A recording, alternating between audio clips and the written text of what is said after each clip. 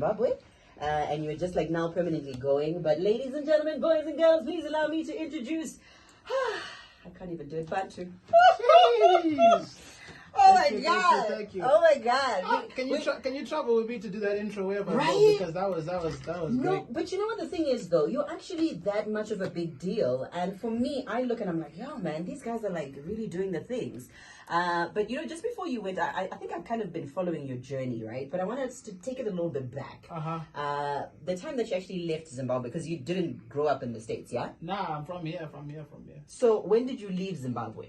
So I left when I was 18. As soon as I graduated high school, I somehow convinced my parents. I was like, can I go? And they were like, no, cool. I had to come with a proposal. I could imagine. I had to be like, no, this is the life plan. This is my 10-year plan. And after, I think I sounded like I was making sense. So they were like, okay, you got one shot. And just do it. Yeah, so no, they were super supportive. Oh, wow. And it's very rare to actually have Zimbabwean parents who are super supportive when it comes to even the creative industry. You know, it's always like a bit of a... Yeah, no. But I think because I started making music when I was 13, so I think just it was the same thing for like, 6-7 years, like every single day. That's all I did. I think they were like, I said, okay, fine. Then you fly off to the States, right? Where was the first place you went? Like, did you have someone who was waiting for you, or what happened?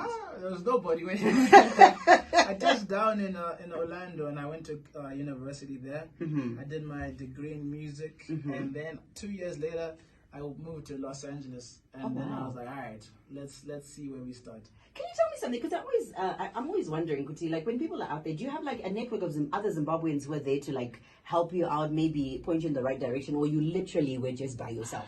I had one friend who was in LA, but other than that, hey, you just have to eventually you meet people, but I don't know. I think maybe now there might be more people, but when I started off, it was just like, some of your college friends, your high school friends that went, maybe they'll be in different states, but for the most part, it was just solo dolo. Wow. But that it makes it even more fascinating, because for me, I'm thinking, how does this boy from Zimbabwe, coming from Zimbabwe at 18, going to university in Orlando, then moving to LA, you don't know anyone, maybe one person, and you have credits on songs that even for me, guys. So I need to take people through that musical journey, man. I know it starts a lot far back when it comes to your music. I think I've been listening to your music for a very long time. I don't have the older songs, but I do have the newer songs. So can we go through that musical journey? Let's do it. All right. Oh God, I can't. Flowers. So you did a song with there's actually two big features that I'm like, yeah, Maroon 5. Let's talk about this. This is like, and you're not even like my credits. You are featuring on a Maroon 5 song. I know this one shocked me. It shocked me also. Oh no! Guys. Because my manager was like, I have Bantu. Listen, Adam Levine has a song on his new album, and he wants you to like do a verse and feature on it. I was like, Adam, who? I was like, Auntie, like he loves your music, and and he's a big fan, and he wants you to like. And then they threw in like, if you don't kill it, they're gonna send it to Burna Boy. So I just I was like, okay, no pressure. Nagachka. I said, I procrastinated 1 day, 2 days went. I was waiting for the sun to align with the. That's what you I'm here now. I'm in the moment. So eventually I was like, let me sit down and just do it. And I did my verse, and then I prayed and I sent it off. And magic was made. And then they were like, man, we love it. And then. And even if you look at the album, it like literally was like featuring like Megan Thee Stallion, Nipsey Hussle, and then it just said Bantu, and I was like, even me, I was like, what do you need? So yeah, that was one of my favorite moments. Oh wow, let's do this. So here's a Zimbabwean guy. He moves to America, and he's just making beautiful music with beautiful people globally. The song here by Jackie Chan, but this is actually like way deep into the story, yeah? Yeah. Like way deep. So, and me I'm going to talk to you. You're in LA. What was your first? How did you even get into some of these big studios? Like, did you talk to someone before you even went there, or you just how? So every time was different. I think, you know, I had gotten like a publishing deal, and so they were like, all right, Chendoko.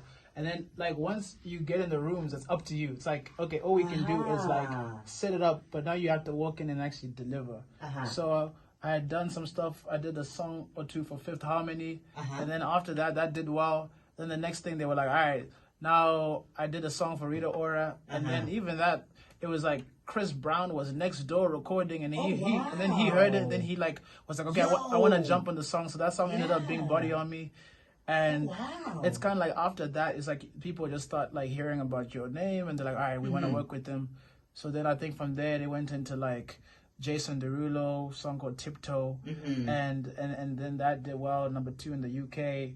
And it's just kind of, you know, you get into a bit of a rhythm, and before you know it, you blink, and it's been like 6-7 years, and it's been all these records and songs. And all these big artists. Yeah, but it's a lot of it's just like, you know, staying focused and really just looking at these artists that you love and saying, as a listener, as a fan, what would I like to hear from them next?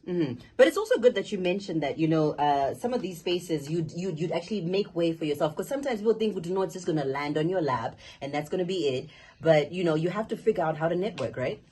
You have to network. And then after that, you'd go home and pray and fasting, like, Lord Jesus, please, Mary, please, do something for your child. You know,